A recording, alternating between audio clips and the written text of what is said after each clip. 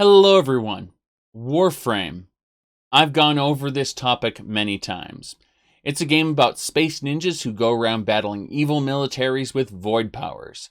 It's a high-flying, fast-paced, horde-slaying third-person shooter. And in Warframe, the Railjack system was the most fun I had in the game in a long time. Unfortunately, that fun only lasted an extremely short amount of time. The actual concept of adding an arcade-style space simulator to a game already containing spaceships and space ninjas seemed natural, and the mechanics are damn good on a very basic level. But if you've seen my What If the violates system was good video, the one I did before this, we already explored the fact that Warframe has two major issues. First and foremost, the developers tend to flail about while trying to produce content at an acceptable pace, resulting in rushed, incomplete products. Secondly, the game contains a myriad of orphaned systems,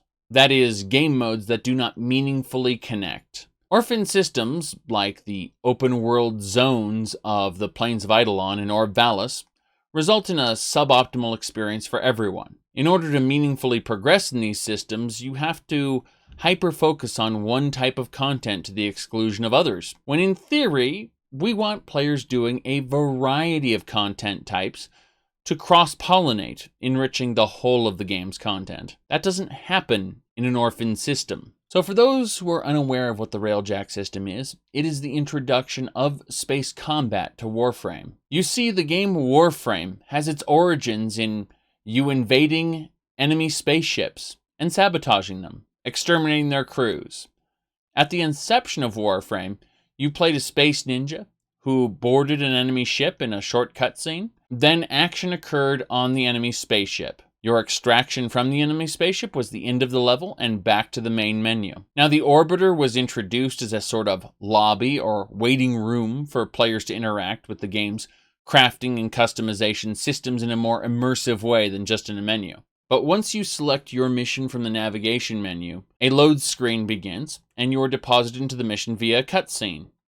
That same cutscene type that started your original trip to the ship before the Orbiter existed. Once you extract, you're back on the Orbiter again. So the Orbiter was merely a surrogate for the main menu, with various terminals around your ship that bring up menu options.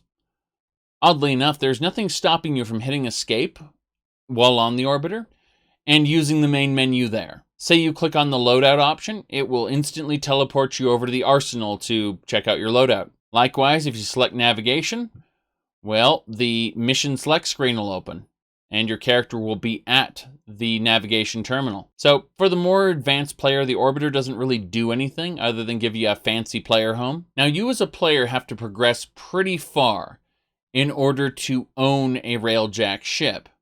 Otherwise, the game expects you to merely join someone else's Railjack crew in order to play the Railjack system. But once you own a Railjack ship, you can teleport between it and your Orbiter seamlessly. Executing a mission from the Railjack's navigation terminal gives you an entirely separate set of missions. Although there is a navigation submenu on the Orbiter, that will join the Railjack as part of someone else's crew. Now, this is a dream come true for folks like myself, who 99% of the time, other than when I'm out traveling, because I'm using my crappy laptop then.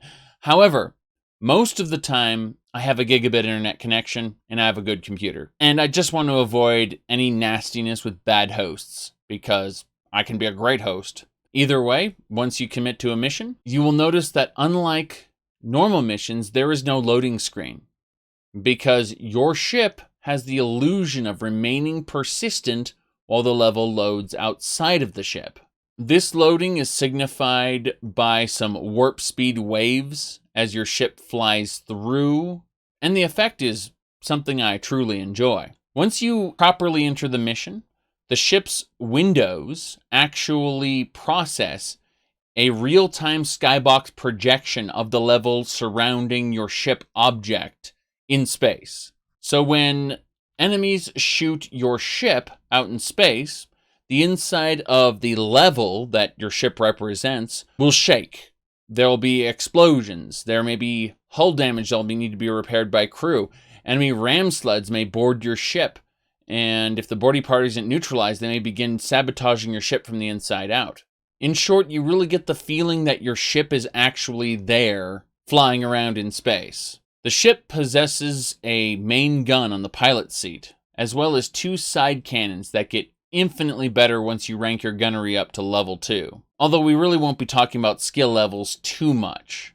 The ship also has hatches that you can exit out into space, and what's known as an arc-wing cannon that you can use to launch yourself across space and directly into enemy ships and board them automatically. Finally, there is a dome charge turret under the pilot's seat, which packs a larger punch than any of your ship's normal guns, but has very limited ammo. The rear of the ship has an engineering section that can be used to turn resources you loot on the battlefield or aboard enemy ships into actual resources that you can use, like extra dome charge ammo, energy for your ship's powers, or ammo for the guns that help seal up hull breaches. The current iteration of Railjack expects you to fly around and complete a simple exterminate mission in space while fulfilling some random secondary objectives. So your typical mission would be to blow up, say, 90 fighters and 6 cruise ships. Disable an enemy missile platform, or a ship buffing station, or a hangar. Alternatively, you might be sent into an enemy capital ship to assassinate a commander, noting that it's a smaller version of what you'd expect in a proper Warframe level. To optimally complete these objectives, you are expected to split your crew. 1 or 2 players will enter the ground objectives, while 1 or 2 players will remain on the ship. 1 player pilots the Railjack and ensures it takes less damage while you are destroying the fighters. The enemy cruise ships cannot be destroyed with conventional turrets, and instead have to be boarded by that second player. In lower level missions, they can be blown up easily using a dome charge, but this strategy becomes ineffective in later missions. The cruise ships will periodically send ram sleds to your Railjack, so that boarding parties will have to be dealt with by the second player or by the pilot, who may have to hop off of the helm to deal with them, in which case your ship's going to take damage in the meantime. Once all the objectives are complete, you're expected to go to navigation, navigate to a new mission, or return to the dry dock at your guild hall to end the mission chain. In concept, this is extremely fun, but in execution, this is bogged down by countless negatives that I'll begin to address with the simple question, what if Railjack was good? So we're going to start rewriting Railjack. First and foremost, we need to examine the mission structure of Railjack. Players tend to have the most fun in the Railjack system when they are together on the ship. Piloting, gunning, engineering, tactical. These concepts are all fun when executed together. Dealing with swarms of enemy threats as a ship. This is when the Railjack experience is at its peak. And once the squad gets split up for any reason, the fun drops. So to avoid this from occurring, we're going to restructure all of the basic Railjack missions, the most simple kind. First and foremost, we're going to make them phase-based. So the most common Railjack missions will have 3 general phases: the secure phase, the objective phase, and the attack of opportunity phase. So phase 1, we're going to add a permanent Void Cloak button to your tactical menu on your ship. From now on, Void Cloak is canonically how your orbiter and landing craft are not detected and shot down by enemies the moment you go to missions. Let's say that Void Cloak is pretty much always on for Tenno craft, and there's no downside to using it, other than it doesn't work in the atmosphere. And thus, your ground missions can still play out normally, and that's why Vor was able to shoot your ship down in the tutorial. However, in this rewrite, Railjack areas are known as high-sec zones, or high-security sectors. They've been fortified with scanning arrays that nullify the Void Cloak if you enter them. So areas you wouldn't dare bring a normal orbiter or landing craft to. Instead, you bring the Railjack to. Upon entering a Railjack area, you will find a new unit located in specific locations in a Railjack space map. It'll be attached to asteroids or on small satellites, wherever it needs to be. There'll be these small little things called scanning arrays. Their presence is canonically why your ship is instantly visible when you enter the area. As long as they're in the area, the Void Cloak button will be grayed out, forcing the ship to engage in combat until they are destroyed. Now, you may be wondering about the old Void Cloak Railjack tactical avionics ability that you can slot into your Railjack. We're going to do a very simple fix. We're going to rename it to Scan Disruptor. So when the Scan Disruptor is active, Void Cloak will be activated for its duration, even when in the presence of scanning arrays. That's literally it. Now for our next and very important change, normal fighter craft are now able to deal more damage to your Railjack at higher levels. However, they are also a lot more fragile, encouraging you to treat individual fighter craft like fodder for your turrets. If your turrets are spec'd properly and you have the gunnery skill, you should be killing these fighters in short order. If you have 3 people on guns, you should be making short work of that army of fighters. However, due to them being more damaging, it incentivizes maneuvers or smart use of avionics. From now on, fighters are no longer considered targets for extermination. They're fodder, they're everywhere, we don't care. The cruise ships have now taken over that rule, as they now count as mobile scanning arrays.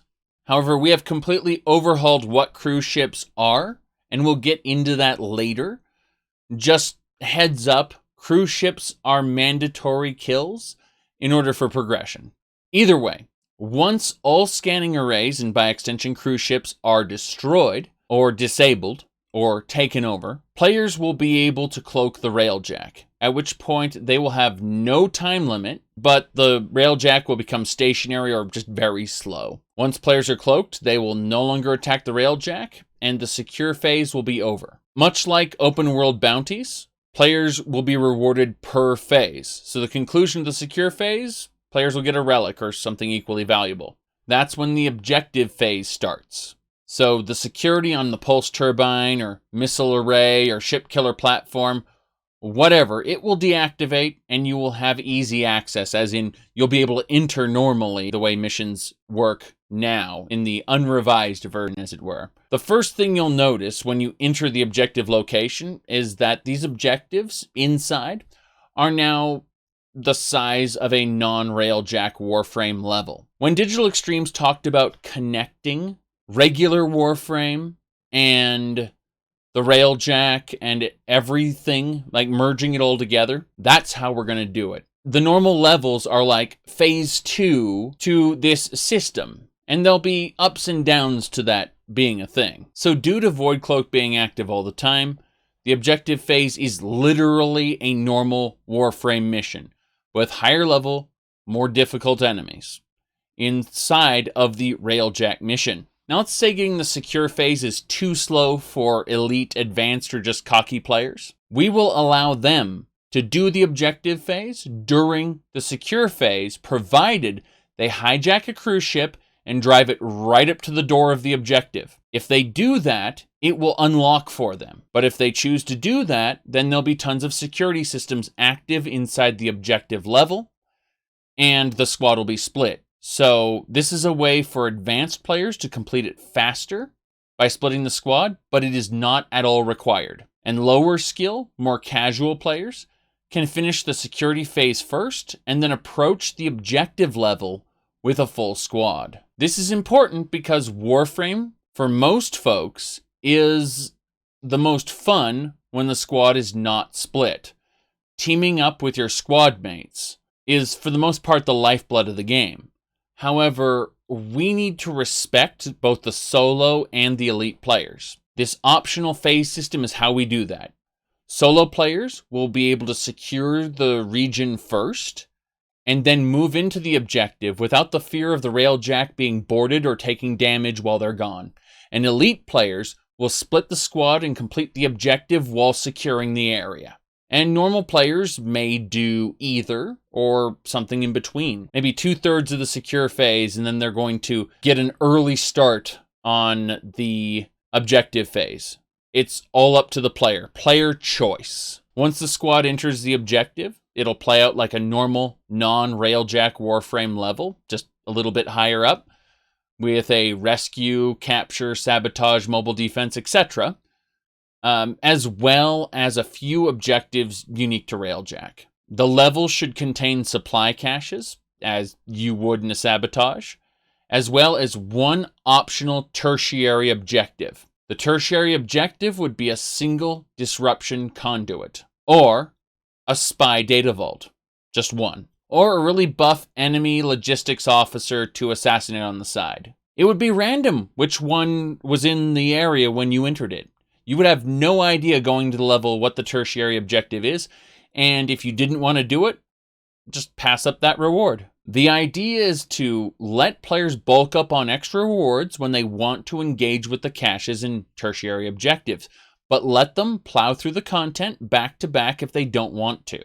Either way, once they complete the objective phase, they will get the second reward and told they are clear to either extract or complete the tertiary objective. If they complete the tertiary objective, they'll get a third reward and obtain either a data key to another vault somewhere, or the coordinates to a galleon where a Grineer Council member is on board, and say a void storm has temporarily disabled the galleons, so now's the time to attack it.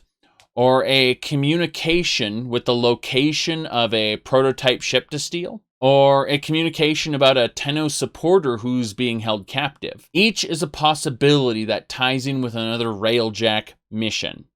That is the attack of opportunity phase. The attack of opportunity phase won't happen unless they go and find this extra tertiary objective in the level somewhere, which will give them the intel they need to get a brand new mission generated on the fly, as opposed to having to go back to navigation. Either way, once everyone is back on the ship after the objective phase, the mission will end. The players will be free to roam the battlefield just as before, and if a player quits the squad at this point in time, they will get the rewards and be returned to their orbiter.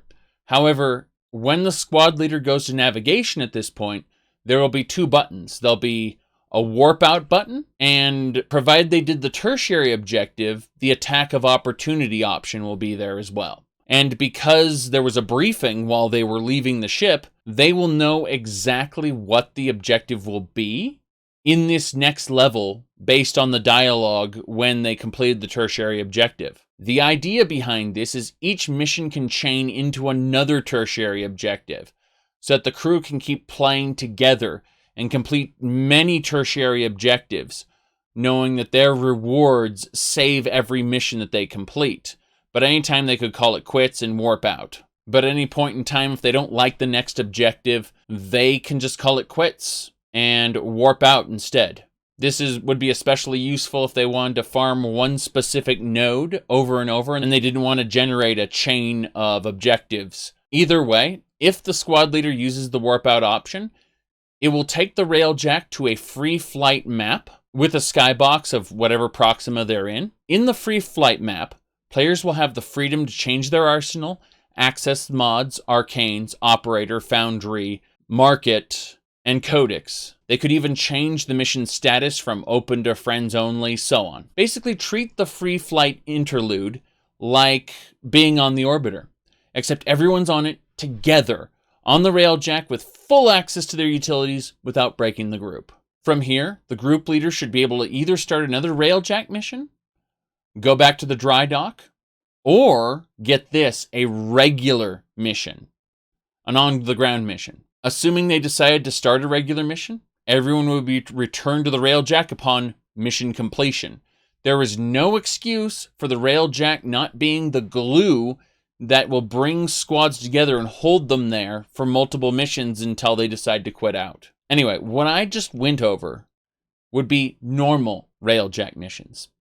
Obviously, there would be a random quality Void Fisher available for Railjack so people could crack their relics in space while doing Railjack content, as well as the occasional tactical alert or operation events that would still require splitting squads and doing these kind of insane things we currently do in Railjack. But that's where the command intrinsic would come into play. So with this rewrite, Railjack crews are now going to consist of up to 8, a total of 4 NPCs and 1 to 3 players. By default, the Tenno faction will provide some low-quality gray suits you'll see at the relay or in the clan hall, but the game would encourage you to recruit from Cetus by hiring Outlaw Grenier from a new NPC there, or buying out high-priced debt contracts from Fortuna. Either choice, whether it's Grenier or Corpus, they will be randomly generated like Kuvaliches and level up as you use them in missions. If you no longer have need for a contracted worker, or you decide you want a different one, you can release them, basically delete them from your inventory, or you can donate them to your clan dojo. A clan builder will be able to assign any donated workers to a specific room, and any research costs, replicate costs, and research time in that particular room would, say, get reduced by 1 to 10% based on how much they've been leveled since they were acquired. Now, any NPC could be assigned to any slot in the Railjack. However, the Fortuna Corpus make the best engineers, the Grenier Outlaws make the best pilots, the Kuvaliches make the best gunners. The idea is that the NPC crew would be on standby in the middle of the ship and in the back in engineering until boarded or damage occurred to the ship, and which point in time the NPCs would defend the ship. NPCs would have to be commanded using the command intrinsic level 1 to do various actions by the player. An NPC engineer would repair the ship much more slowly than a player would, even with command perks that would boost it. But it would get done provided there were no hostiles on the ship. Obviously, the engineer would prioritize defending the ship and preventing more damage over actually repairing the ship in real time and taking hits from behind, because that wouldn't work well. Likewise, the pilot would be able to dodge some attacks, but they won't use drifting maneuvers, so they're still going to get hit a bit.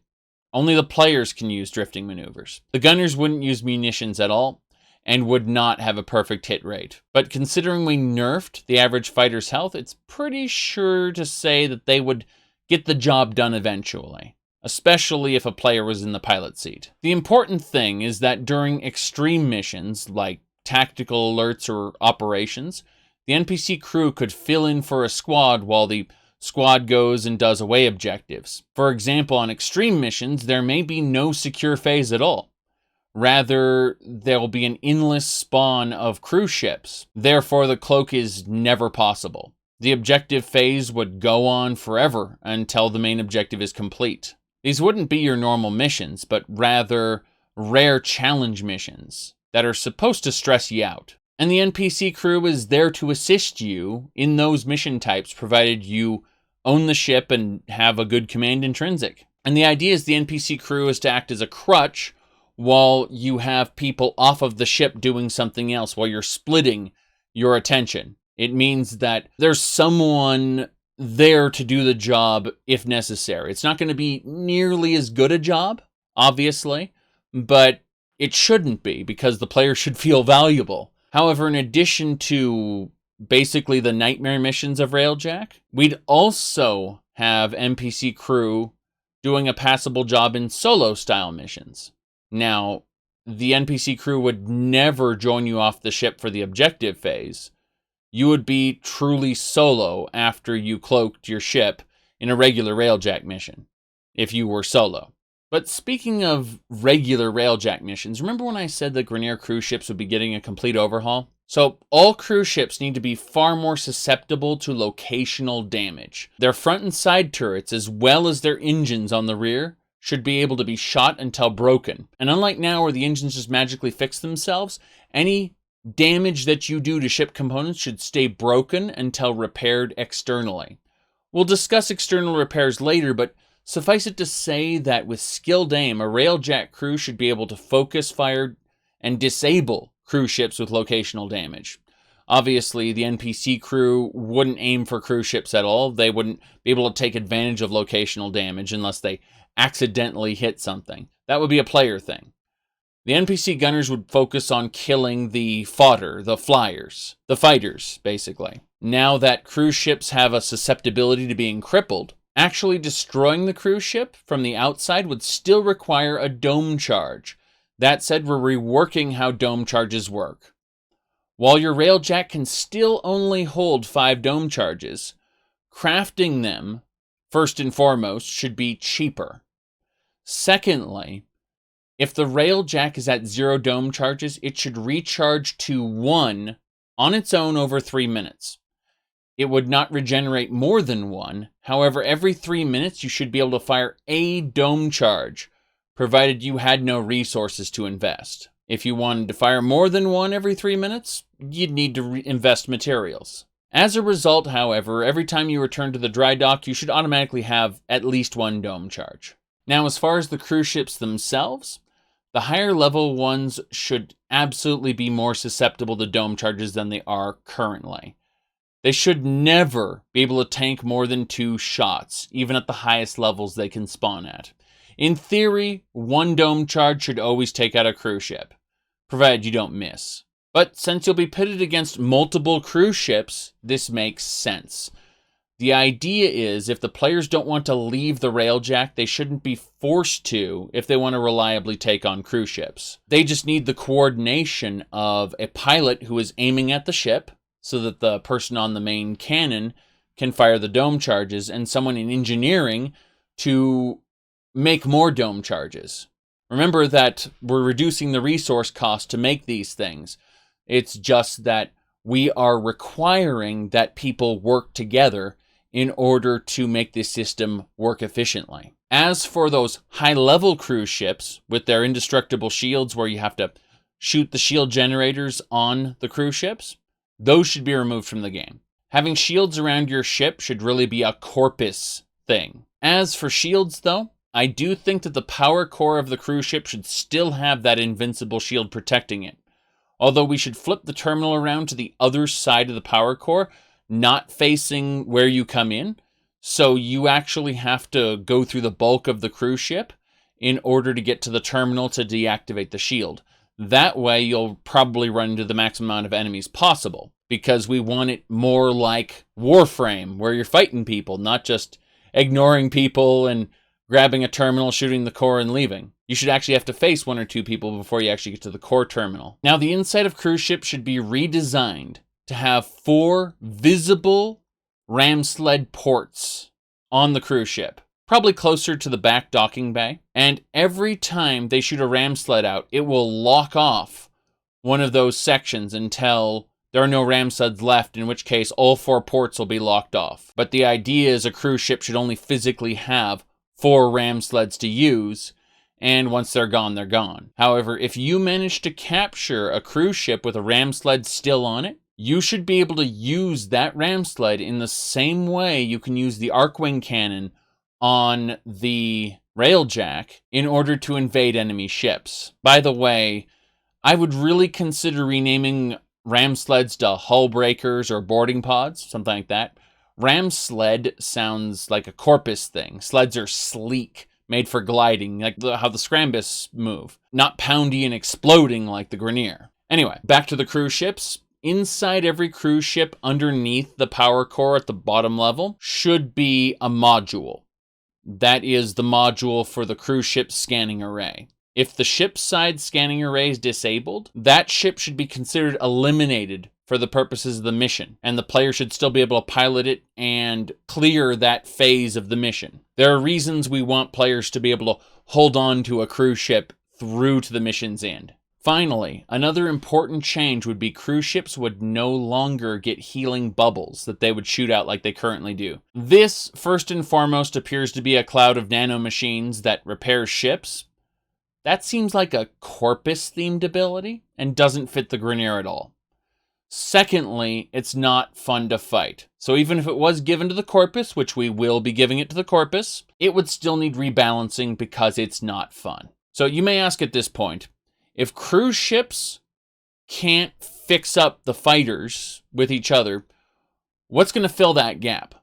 Well, honestly, Railjack is somewhat disappointing once you've conquered cruise ships in general. So once we get to the third Proxima, you should start running into ships that are larger than cruise ships, but smaller than galleons. These would be called destroyers and logistics frigates. They should be about 3 times larger than cruise ships, so there's some security if you want to board one and steal one. You can't just run up to the pilot and easily kill them. You're probably going to have to hack a couple terminals and bust through a secured wall. So while they'd be 3 times bigger than cruise ships, they would share the locational damage weaknesses of a cruise ship in the sense that their engines could be halted, their external guns could be destroyed. So first of all, we're going to soup up the cruise ship attacks and give them to the destroyers. They should be brighter, more pronounced, and probably quite explosive. However, destroyers themselves should be rare and scary. They should be killed as quickly as possible. And again, only appear in the third Proxima. That said, you should be able to loot them for materials to build dome charges, and also get rare mods from them and things like that. But ideally, if you shot a dome charge into their missile launcher, you should get a one-shot kill. Otherwise, dome charge shots in other spots should probably do 2 or 3 shot kills. But remember, we made dome charges cheaper, and we made it so that at least one dome charge recharges over 3 minutes. We can always negotiate that down to maybe a minute and a half if we have a specific avionic. That would be pretty cool. That would probably be an avionic that you loot from inside a destroyer. Either way, now on to logistics frigates. These are pretty scary. They would actually be a mobile factory that builds and dispenses repair drones into space. The repair drones would appear as an indicator in the game's overlay, similar to how grenades appear in missions now. The repair drones would prioritize cruise ships, engines, and guns. And once they got almost into melee range, they would shoot a green repair beam at the affected section and fix it up. It's important to understand, however, they're fragile and they could be killed in like 2 or 3 hits by a normal player turret. You just have to be aware that that thing is healing the cruise ship and reactivating the thing you disabled. Maybe you should take care of it. Now, if you kill the crew of a cruise ship and you take it over, you start piloting it, the drones are automated and don't understand that you took it over, so they'll repair your cruise ship. Unlike destroyers, logistics frigates are fragile. Unlike the destroyers, where you have to shoot a dome charge into the missile port, a normal gun could take out a logistics frigate's little drone bay. Now, if you took over a logistics frigate, you could generate drones to heal the Railjack. However, the moment you started doing this, enemies would immediately switch to you and destroy the frigate, and then destroy the drones, and then destroy the Railjack. So the frigate would act as a tank for the Railjack, basically, and the ships would just swarm all over it and destroy it because they know what you're doing. Now, only cruise ships would have scanner arrays. It turns out the large ships can't use them due to interference from the energy source required to power them. So it's possible to kill all of the cruise ships and scanner arrays, then cloak yourself and just loot the destroyers and the frigates from the inside out at your leisure using the arc wings. Now, the final thing I would love for cruise ships, destroyers, and frigates to all have in common, if you get on their piloting and you right-click or alt-fire their main gun, it would be a tractor beam that would pick up loot from across the battlefield. Now, the loot would just automatically be given to your Railjack because that's the easiest way. While piloting one, you should be able to see the indicators of all the loose items floating around, not just the rare stuff, but also like just the resources that flew off in some random direction, and you should be able to snatch them up using the tractor beam. The tractor beam wouldn't be good for pulling in ships, but wreckage, absolutely. The idea behind that is if you had a cruise ship, a destroyer, or a frigate that you purged of enemies, and you've destroyed the scanning array on the cruise ship, made sure that it is no longer part of the objective, it's completely under your control, then you can take it around post-mission and scavenge loot with it. A lot easier than having to fly your Railjack around and pick stuff up that way. So, lastly, we've come to galleons. Unfortunately, as galleons are right now, they're mostly just static objects that sit there and shoot missiles at you. However, this new version of galleons, they should be scary and only appear on the highest node of each Proxima, or when generated via tertiary objective attack of opportunity, then you'd see them more often. But obviously, you would be able to reject those attacks of opportunity if you didn't want to engage with them. Either way, they should now move around, although very slowly, and try to shoot you dead. They should fire extremely large and slow-moving missiles that act as siege weaponry that would blow off all your shields in one hit, basically. But you should be able to see them because they'd have very large lens flares and be exceedingly visible. Your Railjack should be able to aim for and shoot their projectiles in mid-flight, causing them to not only detonate prematurely before they reach you, but also damage enemy ships around them, using the galleon's own firepower against its own support troops. So you'd be dodging normal enemy hits, shooting the galleon's shots, the explosions would be wrecking the Grineer ships. The idea behind galleons is you would shoot their missiles and run from them, while also shooting the cruise ships, the scanners that litter the battlefield until you can finally cloak. And that's where the galleon gets fun. We're going to expand the galleon to an extra large mission size. We'll make it a sabotage mission that instead of opening the exit when you've completed the sabotage mission on the galleon, it causes the bridge to unlock as the ship begins to explode. Yeah, you've sabotaged it good.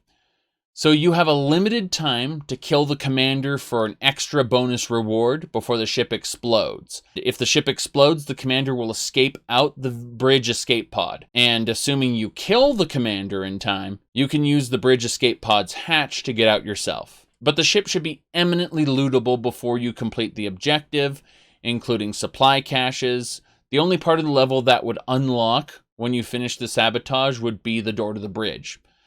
Like any other mission, you could grab a cruise ship and use it to unlock the galleon's docking bay for early access. But your ship would be getting attacked that whole time, so it would be a thing for advanced players to do, splitting the squad if they wanted to. And I hope I've been able to emphasize that much, is this is about giving players the freedom to approach the encounters either slow and safe or fast and dangerous. It's very important. These encounters should have a low skill floor and a high skill ceiling. Now, as for Corpus missions, I admit I haven't seen any of the proposed ships or mechanics for that faction, so I can't really talk about them too much. However, I think that the Grineer healing cloud that they currently have on cruise ships would suit the Corpus better, provided it were rebalanced. And by that, I mean it should be a channeled ability that needs to be constantly fired from the ship that's generating it. Otherwise, it'll dissipate on its own. So, you'd shoot the source of the beam, and it would pop the healing bubble instantly.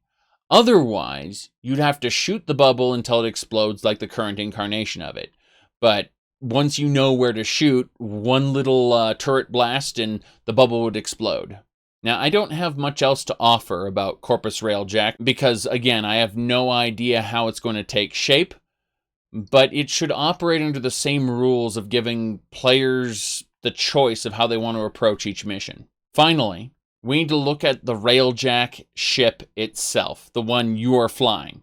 Depending on your role, the ship will probably be your primary vehicle and playstyle. It'll be where you stay most of the time. So, players will suffer from what is known as environmental fatigue.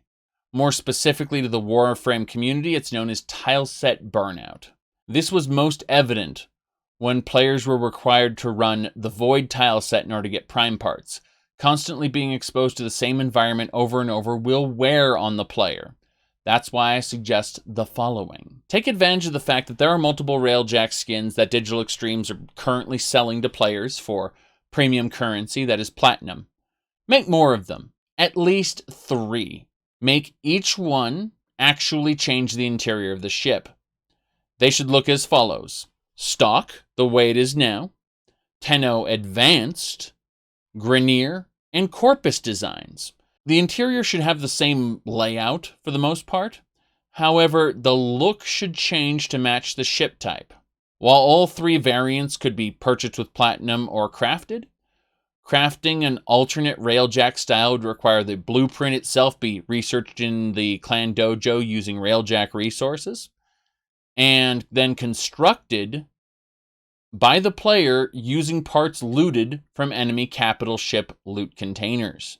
If found, the item in question would be a question mark and unveiled at the end of the mission, in order to prevent people from abandoning the mission, assuming they don't get the part they want. In theory, considering the layout should remain the same physically, and only the wall, floor, and technological doodad textures, for the most part, would swap between ship skins, this should have a minimum impact on development time. Although I would want to have designed an infested variant of all three, we can discuss the terms for unlocking those another time. The important thing is that these are all cosmetic.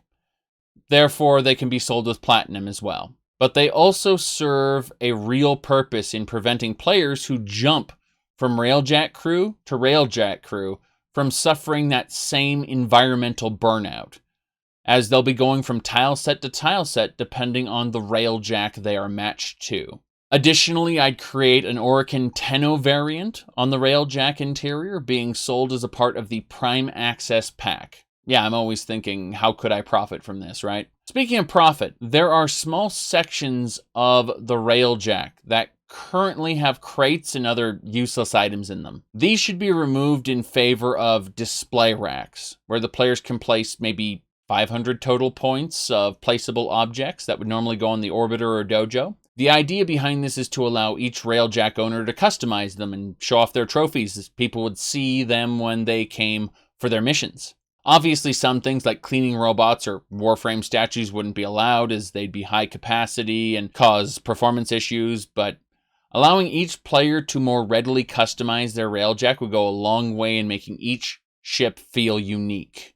Now, if you go back to my What If the Kuvalich system was good, I discussed a faction of bounty hunters that would be the primary vehicle for hunting liches. But I also mentioned they would also have their own bounty NPC for you to use with Railjack. See, what I wanted to do was have the rank 6 space liches who have their own space factions. You do Kuvalich missions in space until you face your final confrontation with them. Now, because fighting your lich is a very personal thing, you wouldn't normally have people helping you. At least not random people. Since the people couldn't get your lich weapon or special rewards other than Kuva, they don't see a reason to queue up with you, right? Well, that's where the Bounty Hunter faction comes in. In addition to allowing you to queue up and hunt down normal enemies inside of Railjack locations, they would also give you a specific Lich mission, say, every couple days. And you would queue up for a Lich showdown raid, and you'd basically help someone else kill their Lich for your bounty reward attached to that Bounty Hunter faction. Your bounty would be on their personal villain, so you'd help them. Either way, what I'm saying is, this is just how we can elevate the current Railjack system. We may as well address the elephant in the room for a moment, which is people who want you, Digital Extremes, to create an open world zone the size of the Origin system, that is streamed content, and have the Railjacks fly seamlessly in between nodes, and enter and exit out of normal missions through the Railjack to really tie the game together. You see, Steve from Digital Extremes does what a lot of developers do. They say unfortunate things, not realizing the implications of what they say. In his own head, he was very clear what he meant when he said, tie everything together. But to the rest of the world, his words were just vague enough to let everyone's imagination run wild. As soon as I saw the skybox projection technique he was using to make this system, and how these space levels were being designed, I set proper expectations about what this system was going to be in its current incarnation.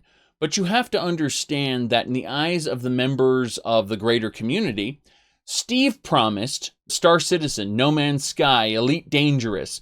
He promised these things in Warframe. That's not what he actually did, but that's how the message was received by many people. It was more or less the same thing when people heard about these open world zones when the Plains of Eidolon were announced. They expected you were going to be running around out in the open. You'd be seeing random people like it was some kind of MMORPG, that you'd be able to just join them and, form a squad out there on the plains. Of course, the plains aren't nearly big enough to support that kind of gameplay or that kind of concept, but that's how people imagined it in their heads, were these colossal, sweeping, open world areas where Warframe was turning into a real MMO. But again, none of this shocked me personally. However, you have to understand that Steve has unintentionally become a kind of Sean Murray to many folks in the community. Now, thankfully, this is a free-to-play game, so Steve didn't actually sell them anything. They chose to purchase Platinum or Prime Access and things like that, and it's totally on them. But they were not forced to pay up front for something that is horribly incomplete, like, well, all the other games I just listed. So they don't have to feel bad about that necessarily, even though they disappointed people. That said, they should try to gain some self-awareness, the impact of what they're going to say before they say it. Railjack is a set of orphaned systems, just like Kuvalich's. As I've laid out in 2 videos now, how to expand and profit from a greater gameplay loop, Liches and Railjack could be merged in with a new faction of bounty hunters to create a gameplay loop that people could enjoy, provided it connects with things like the current Arcane system or the current relic cracking system. Things like that get people to realize that it isn't an orphan system, but it's actually an interconnected set of systems.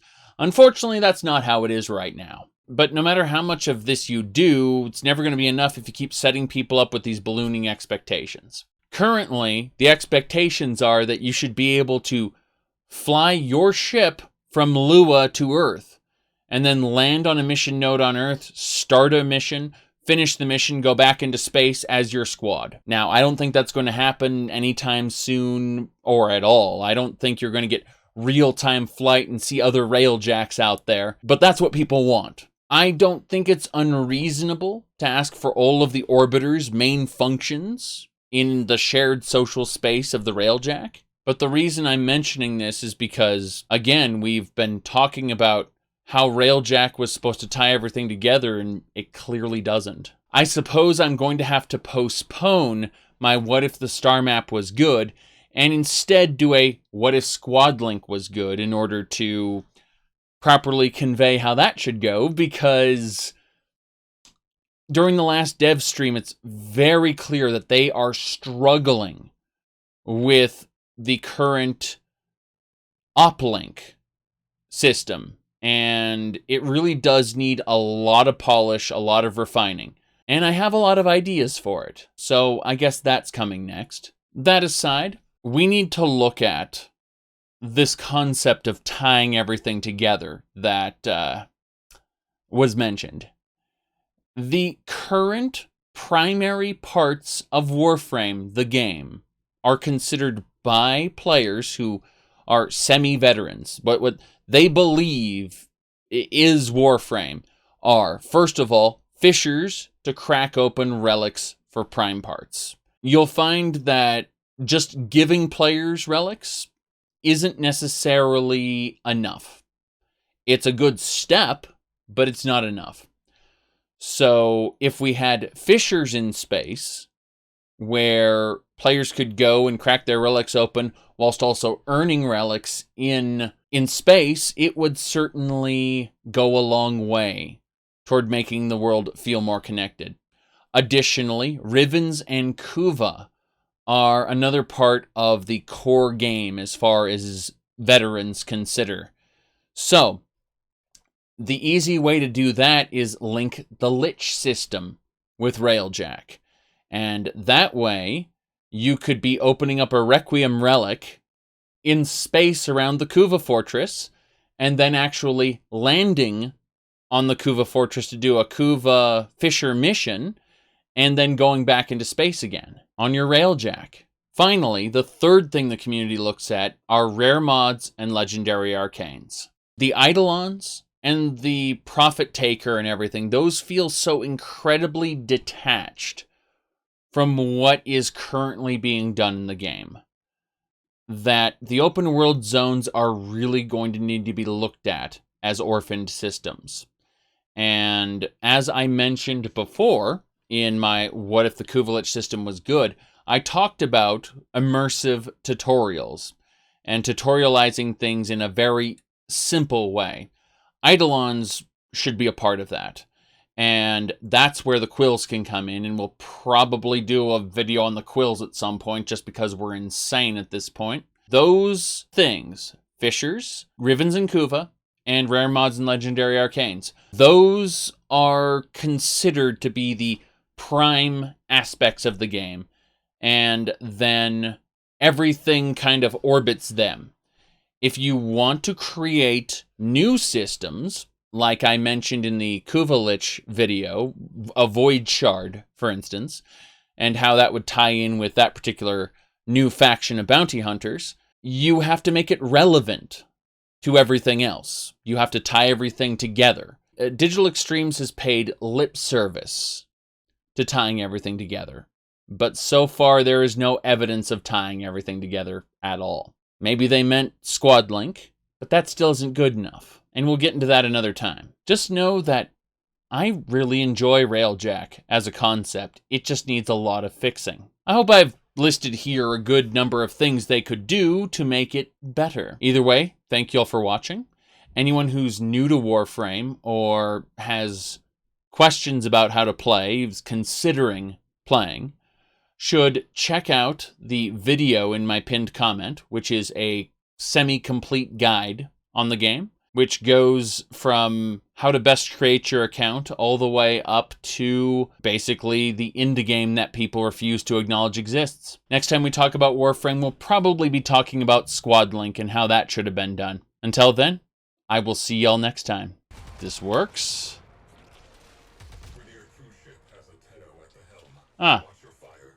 Guy took over this cruise ship. Fine by me. As soon as I kill the guys on the side turrets. No! No, I can't pick up loot as the cruise ship. So it's absolutely useless. It is absolutely useless, yes. Filing mission as complete.